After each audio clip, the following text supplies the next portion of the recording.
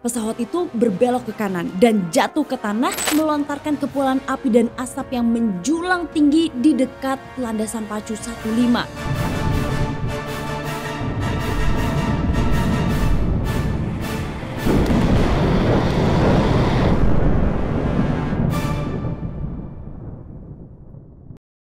Di banyak negara, tujuan investigasi kecelakaan adalah untuk menemukan dan menentukan fakta dan meningkatkan keselamatan dan bukan untuk menyalahkan pihak tertentu. Namun di bekas Fakta Warsawa hal ini tidak terjadi karena Uni Soviet dan sekutunya termasuk Polandia tidak menganggap kecelakaan udara sebagai kepentingan untuk dipublikasikan. Di Uni Soviet, surat kabar biasanya tidak diperbolehkan memberitakan kecelakaan pesawat kecuali orang asing termasuk di antara korban meninggal. Dan penyelidikan resmi dilakukan secara singkat dan rahasia. Pengetahuan teknis dan kemampuan penyelidik Blok Timur tidak kalah dengan rekan-rekan mereka di Barat. Namun realitas politik mereka berbeda karena tujuan resmi penyelidikan kecelakaan bukan semata-mata untuk meningkatkan keselamatan, namun untuk menentukan apakah suatu kejahatan telah dilakukan. Dan jika tidak ada kejahatan, penyelidikan akan dihentikan. Aparat negara yang bertanggung jawab atas perjalanan udara dan keselamatan udara akan bertindak secara sepihak untuk melakukan perbaikan keselamatan apapun yang dianggap perlu setelah berkonsultasi dengan para penyelidik. Namun pengumpulan catatan rinci dan resmi mengenai apa yang terjadi dan alasannya tidak terlalu penting bagi mereka. Seperti tragedi yang akan dibahas di dalam video ini, Lot Polish Airlines 007. Apa yang terjadi dan bagaimana proses penyelidikannya? Kita take off ke kronologi. Lot Polish Airlines penerbangan 007 yang menggunakan pesawat Ilyushin IL-62 jatuh di dekat Bandara Okęcie di Warsawa, Polandia pada tanggal 14 Maret 1980 saat pilotnya berupaya untuk membatalkan pendaratan dan berusaha untuk go around, dan pada saat terjadinya kecelakaan itu semua penumpang di dalam pesawat meninggal dunia. Pada tahun 1972, Lot Polish Airlines, maskapai penerbangan utama Republik Rakyat Polandia, menerima pengiriman pesawat jet jarak jauh pertamanya yaitu Ilyushin IL-62. Pesawat tersebut dibuat di Uni Soviet dengan kapasitas hingga 200 penumpang. IL-62 adalah jet penumpang terbesar yang pernah dibuat ketika mulai beroperasi pada tahun 1963 dan secara signifikan melebihi ukuran Vickers Viscount VC-10 yang serupa. Segera setelah menerima pengiriman IL-62 pertamanya, Lot Polish Airlines mulai rute transatlantik mereka pada awal tahun 1970-an. Pesawat yang jatuh tersebut adalah pesawat yang diproduksi tahun 1971. Seperti semua Ilyushin yang dibeli oleh maskapai Lot Polish Airlines, pesawat ini pun memiliki nama. Namanya diambil dari tokoh sejarah Polandia yang terkenal yaitu Mikołaj Kopernik. Pesawat yang digunakan dalam penerbangan 007 itu terdaftar dengan registrasi SPLAA. Semua kru penerbangan 007 adalah orang Polandia. Kaptennya adalah Paweł Lipoksan, berusia 46 tahun dengan pengalaman 8.770 total jam terbang. Kemudian seorang first officer bernama Tadeusz Lokocki. Kemudian seorang flight engineer bernama Jan Lubniewski. Kemudian ada seorang navigator penerbangan bernama Konstanty dan seorang operator radio bernama Stefan. Selain itu ada 5 orang pramugari di dalam penerbangan 007. Di antara para penumpang ada 22 anggota tim tinju Amerika Serikat. Ada juga seorang penyanyi bernama Anna Jantar, yaitu penyanyi Polandia Hongaria yang dianggap sebagai ikon musik pop Polandia yang populer di era tahun 1970-an. Selain itu, ada 6 pelajar Polandia yang pulang dari sebuah konferensi di New York dan pakar budaya terkenal Amerika bernama Alan P. Merriam. Penerbangan 007 dijadwalkan berangkat dari Bandara Internasional John F. Kennedy sekitar pukul 7 malam waktu setempat pada tanggal 13 Maret 1980. Namun ditunda hampir sekitar 2 jam lebih karena badai salju yang lebat. Pesawat itu akhirnya berangkat pada pukul 21:18 malam waktu setempat. Penerbangannya berlanjut normal hingga keesokan harinya tanggal 14 Maret. Penerbangan 007 tiba di atas Warsawa dan pada saat itu pesawat mulai berbaris untuk mendarat di landasan pacu 15 Bandara Okęcie Warsawa. Pesawat itu sedang mendekati Bandara Okęcie sekitar pukul 11:13 waktu setempat. Selama final approach sekitar 1 menit sebelum pendaratan, pada saat pesawat itu berada di ketinggian hanya beberapa ratus meter saja, sepertinya pilot mulai mengindikasi sebuah masalah. Pada saat itu kemungkinan roda pendaratan tidak turun. Nah, hal inilah yang sebenarnya sering terjadi pada pesawat-pesawat tua Uni Soviet sehingga kru melapor kepada menara kontrol lalu lintas udara Okichi. First officer melapor pada ATC Okichi bahwa lampu indikator roda pendaratan tidak beroperasi dan mereka memutuskan untuk go around. Sementara itu, teknisi penerbangan diminta oleh kapten untuk memeriksa apakah hal itu disebabkan karena kerusakan pada roda pendaratan atau memang hanya lampunya saja yang mati. Atau apa sebenarnya masalah yang dihadapi oleh penerbangan itu. Bahkan yang paling menyedihkan, sampai detik-detik terakhir sebelum kecelakaan tidak ada pilot yang tahu apakah roda pendaratan itu turun atau tidak. Di tempat lain, ATC Bandara Okichi yang sudah mendapatkan informasi dari para pilot bahwa penerbangan 007 meminta untuk go round, saat itu mereka mengizinkan pesawat yang semula berada di ketinggian 250 meter untuk naik ke ketinggian 650 meter. Tanpa diketahui siapapun, bencana justru dimulai ketika pesawat itu berada di ketinggian 250 meter lalu diperintahkan untuk naik ke 650 meter. Karena pada saat itu flight engineer mendorong tuas dorong ke depan untuk memutar tenaga. Nah, pada saat itu mesin pesawat berputar selama beberapa detik. Namun terdengar ledakan yang memekakan telinga dan pada saat itulah turbin tekanan rendah dari mesin nomor 2 hancur. Pecahan piringan turbin yang bertekanan rendah itu bergerak dengan kecepatan 200 meter per detik, terlempar ke beberapa arah.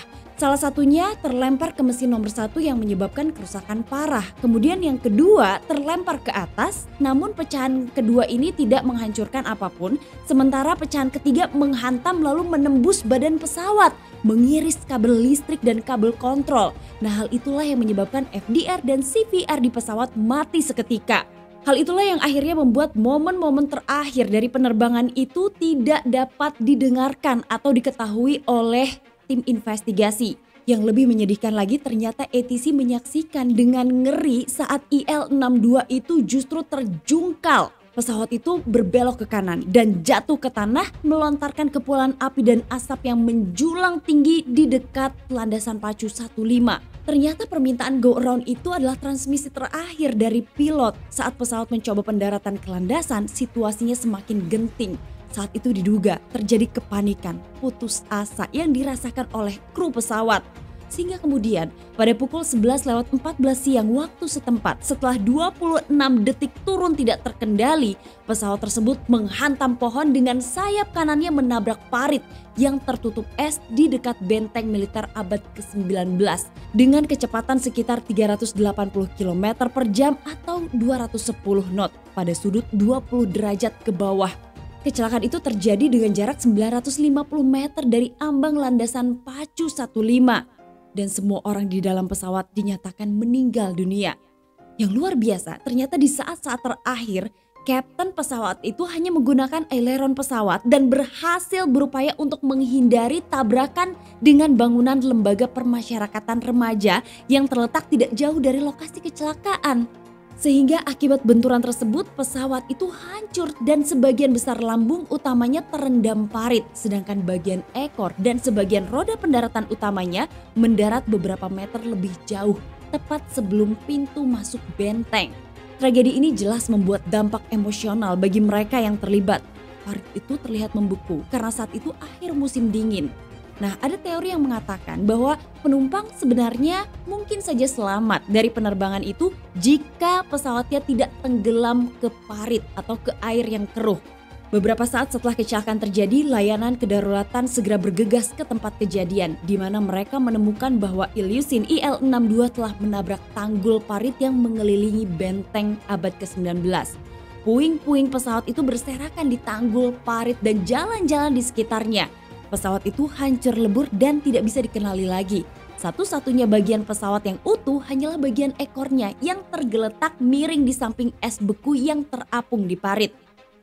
Di tempat kejadian itu, tim penyelam mencoba untuk mengambil bagian-bagian pesawat termasuk beberapa mesin dari parit. Tetapi karena parit itu terlalu keruh, pada akhirnya parit tersebut harus dikeringkan agar tim investigasi kecelakaan udara dapat menemukan bagian-bagian pesawat yang hancur. Sulit dipercaya karena ketika kalian melihat foto-foto pasca kecelakaan, pesawat itu sangat hancur kecuali bagian ekor pesawatnya saja. sejauh mata memandang. Hanya ada puing-puing reruntuhan pesawat di mana-mana. Sehingga kita tentu tidak percaya adanya kemungkinan penumpang yang bisa selamat setelah peristiwa tersebut. Bahkan dilaporkan setelah evakuasi dilakukan, banyak jenazah yang tidak dapat diidentifikasi. Jenazah dari sang kapten sendiri ditemukan tergeletak sekitar 60 meter dari lokasi kecelakaan. Sementara jenazah lainnya tersebar di antara bagian-bagian pesawat. Mayoritas korban ditemukan terbelah dua karena masih menggunakan sabuk pengaman saat terjadinya benturan. Menurut para dokter yang tiba di tempat kejadian, banyak penumpang yang tampaknya tertidur ketika pesawat itu jatuh menghantam tanah. Namun beberapa dari mereka, termasuk banyak petinju, diduga sadar bahwa mereka sedang terjun atau pesawat itu sedang jatuh karena pada saat dilakukan pemeriksaan, mereka diduga sedang berpegangan pada tempat duduknya dengan sangat kuat. Sehingga akibat benturan tersebut, otot dan tendon di lengan mereka menjadi putus. Beberapa laporan menyatakan bahwa beberapa petinju benar-benar selamat dari kecelakaan itu dan tenggelam di parit. Tapi tidak ada bukti yang disajikan oleh pihak tim investigasi ataupun saksi-saksi di sekitar lokasi kecelakaan. Polisi segera mengepung lokasi tersebut dan meminta semua warga yang ingin melihat reruntuhan pesawat agar menjauh. Pemulihan potongan pesawat dimulai segera setelah kecelakaan terjadi. Investigasi terhadap jatuhnya pesawat Lot 007 berlangsung singkat. Hanya berlangsung kurang dari 2 bulan sebelum akhirnya diperintahkan untuk dihentikan secara diam-diam. Tampaknya karena para penyelidik gagal membuktikan adanya tindak kejahatan. CVR dan FDR ditemukan dengan cepat. Sayangnya rekaman ini tiba-tiba berhenti 9 detik setelah transmisi terakhir atau 26 detik sebelum kecelakaan terjadi. Nah, menurut sumber-sumber yang didapatkan, penyelidik menemukan pecahan mesin nomor 2 di tanah sejauh 2 km sebelum lokasi kecelakaan. Tampaknya bagian itu telah terlempar dalam penerbangan. Pecahan-pecahan ini berasal dari piringan turbin bertekanan rendah dan kerusakan pada pecahan tersebut menunjukkan bahwa piringan tersebut tidak rusak karena kelelahan logam, melainkan terkoyak oleh gaya sentrifugal karena kecepatan berlebih yang parah.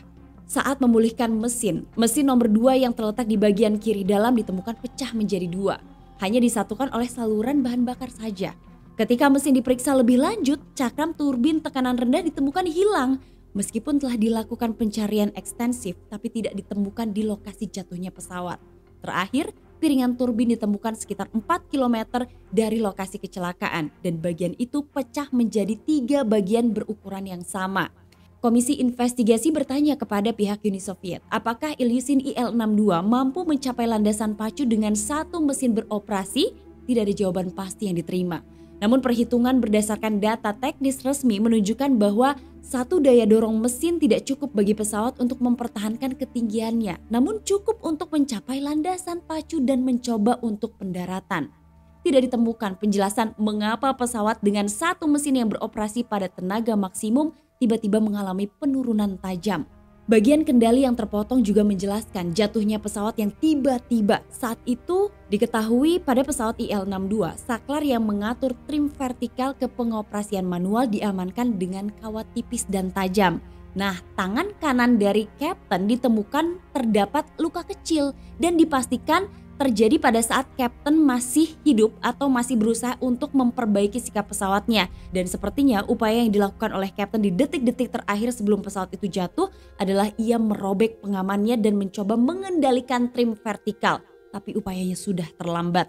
Sementara itu dalam sebuah wawancara untuk serial TV Polandia The Black Series, seorang pilot maskapai berpengalaman yang sudah memiliki pengalaman terbang ribuan jam pada rute transatlantik dengan menggunakan Ilyushin Il-62 dan Il-62M pada tahun 1970-an hingga tahun 1980-an, ia juga pernah menerbangkan rute dari Warsawa menuju ke New York. Ia mengatakan pesawat yang kembali ke Warsawa setelah terbang dari Amerika biasanya mendarat di landasan pacu 15, sama dengan penerbangan 007. Dan jika mendarat pada atau sebelum tengah hari yang cerah seperti pada tanggal 14 Mei 1980, matahari bersinar hampir tepat di hadapan mata pilot. Dan pada saat matahari bersinar hampir di hadapan para pilot yang telah lelah setelah beberapa jam penerbangan malam dan terus-menerus memantau instrumen kokpit. Nah, hal ini terkadang menimbulkan disorientasi dan kebingungan apakah lampu indikator benar-benar menyala atau tidak. Jadi pada hari itu, indikator roda pendaratan sebenarnya bisa saja menyala. Tapi kru pesawat mungkin salah melihatnya. Selama penyelidikan, roda pendaratan ditemukan telah turun dan dikunci dengan benar. Menurut Komisi Bencana Khusus Pemerintah Polandia, kecelakaan itu disebabkan oleh cacat material, kesalahan proses pembuatan poros mesin jet Kuznetsov NK8 dan kelemahan desain turbinnya. Seiring berjalannya waktu, cacat pada poros Mikołaj Kopernik menjadi cukup besar dan poros tersebut patah mengakibatkan terpisahnya secara fisik turbin bertekanan rendah dari kompresor bertekanan rendah. Akibatnya, turbin bertekanan rendah tersebut hancur secara eksplosif, terlempar dengan kekuatan yang sangat besar. Potongan turbin tersebut merusak dua mesin lainnya dan memotong lambung atau bagian badan pesawat. Hal ini menyebabkan kegagalan kontrol penerbangan vertikal dan horizontal atau kemudi dan elevator dan kegagalan besar pada banyak sistem pesawat. Hilangnya kendali secara tiba-tiba pada permukaan kendali penerbangan menyebabkan turunnya pesawat dengan sangat curam dan tidak dapat diperbaiki lagi. Namun ternyata ada sebuah artikel pers yang dirilis di Polandia pada tahun 2010, jauh setelah tragedi itu terjadi dan berdasarkan tinjauan dokumentasi arsip yang disimpan di Institute of National Remembrance menyatakan bahwa pihak berwenang Republik Rakyat Polandia berkontribusi terhadap kecelakaan tersebut dengan menuntut penghematan dari maskapai lot dan eksploitasi mesin yang berlebihan sebagai akibat dari kebijakan ekonomi yang dikeluarkan oleh salah seorang pakar politik di Republik Rakyat Polandia pada paruh kedua tahun 1970-an. Harga mulai meningkat yang mulai menyeret negara tersebut dalam krisis ekonomi. Dalam keadaan seperti itu, Kementerian Perhubungan membuat maskapai lot melakukan pengurangan biaya. Salah satu langkah pertama untuk mengurangi biaya adalah dengan meminimalkan pengisian bahan bakar pesawat di bandara asing karena harga bahan bakar jet yang lebih tinggi. Pesawat diberi bahan bakar di Polandia dengan berat lepas landas semaksimal mungkin. Akibatnya, kru menggunakan seluruh landasan pacu. Tapi sebaliknya, mereka mengisi cadangan bahan bakar yang relatif sedikit pada penerbangan pulang yang terkadang memaksa mereka mendarat dalam kondisi cuaca buruk. Penerbangan dengan bobot lepas landas maksimal meningkatkan kehausan mesin karena mesin berada di bawah beban yang lebih besar. Sebenarnya masa pakai generasi mesin NK84 itu adalah sekitar 5.000 jam, umumnya antara 3.000 hingga 5.000 jam untuk mesin tersebut. Tapi sekitar setengah dari pesawat milik maskapai lot mengalami mesin rusak setelah 2.000 sampai 3.000 jam. Karena itu, pilot Polandia sering menyebut IL-62 sebagai peti mati terbang. Meskipun kendalanya rendah, maskapai ini memutuskan untuk tidak meningkatkan masa pakai perbaikan untuk mengurangi frekuensi perbaikan yang dilakukan di pabrik Soviet dan cukup mahal. Lot mengirimkan surat ke Biro Desain Ilyushin berisi hasil pengujian yang menunjukkan bahwa mesin dapat beroperasi normal 8.600 jam tanpa perawatan. Jawaban datang dari kantor Biro Desain bahwa orang Polandia bisa terbang sebanyak yang mereka mau, tapi pabrikan hanya bertanggung jawab atas 5.000 total jam terbang. Peningkatan tekanan pada mesin dan perpanjangan interval servis menyebabkan kegagalan. Bahkan ada kasus ketika Ilyushin IL-62 terbang dari Amerika Serikat ke Warsawa tanpa penumpang dengan 3 mesin dan mengalami hal serupa. Perwakilan staf teknis di Bandara John F. Kennedy melaporkan 2 penerbangan serupa dalam 2 tahun terakhir. Penyebab paling umum dari kegagalan adalah bengkok atau patahnya bilah pisau. Akibatnya, jumlah mesin yang bisa diservis tidak mencukupi. Nah, ternyata sebenarnya ada juga penyelidikan bahwa awalnya mesin kedua dari pesawat Mikołaj Kopernik ini dipasang di pesawat dengan registrasi SPLAC. Namun setelah 1.700 jam terbang pada tahun 1975 mesin tersebut dilepas karena kerusakan pada bilah kompresor tekanan rendah dan dikirim untuk diperbaiki ke Uni Soviet. Setelah diperbaiki, mesin ditempatkan pada pesawat dengan registrasi SPLAB. Setelah 5.000 jam penerbangan, getaran terdeteksi di atas tingkat yang dapat diterima dan terasa jelas di bagian belakang pesawat. Oleh karena itu, pada tahun 1978, mesin tersebut dilepas kembali untuk diperbaiki di Polandia dan selanjutnya dipasang pada pesawat SPLAA. Setelah perbaikan, mesin mengumpulkan 700 jam terbang sebelum kecelakaan. Meskipun terdapat getaran, mesin yang rusak telah dipasang pada pesawat dan dikatakan bahwa tingkat getarannya di bawah standar yang masih dapat diterima.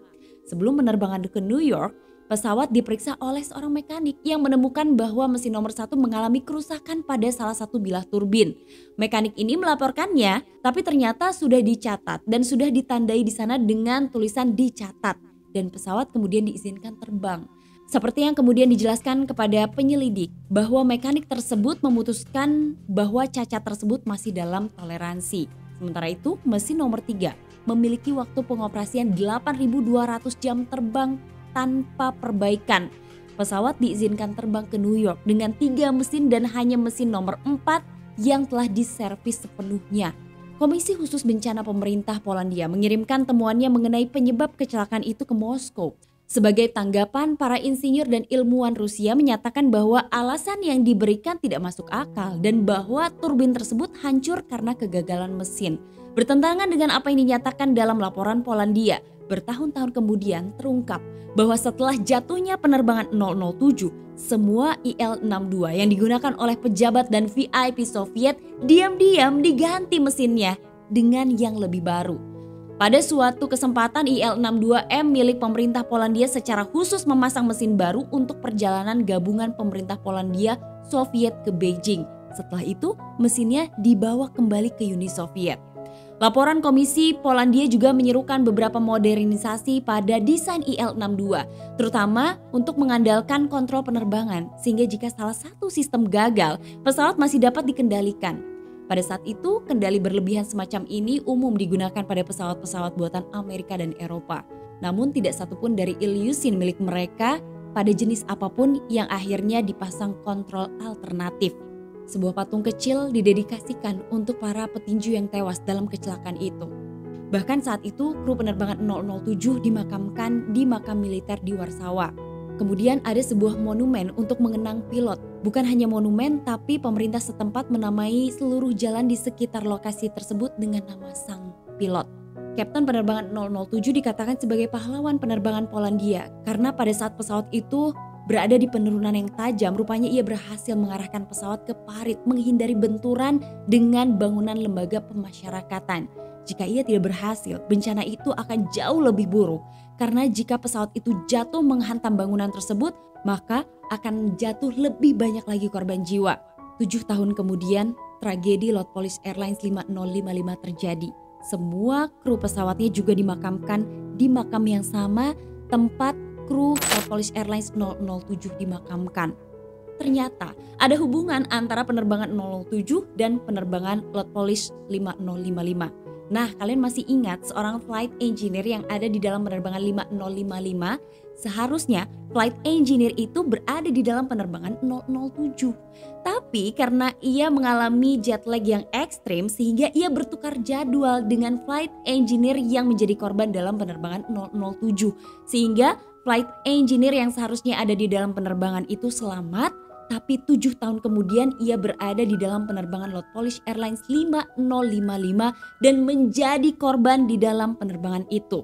Sehingga kemudian takdir memang menyelamatkan flight engineer dari penerbangan 007, tapi ia justru dibawa pada takdir lain, yaitu menjadi korban dalam penerbangan Lot Polish Airlines 5055. Kematian adalah suratan takdir, dimanapun kita berada, di darat, laut, ataupun udara.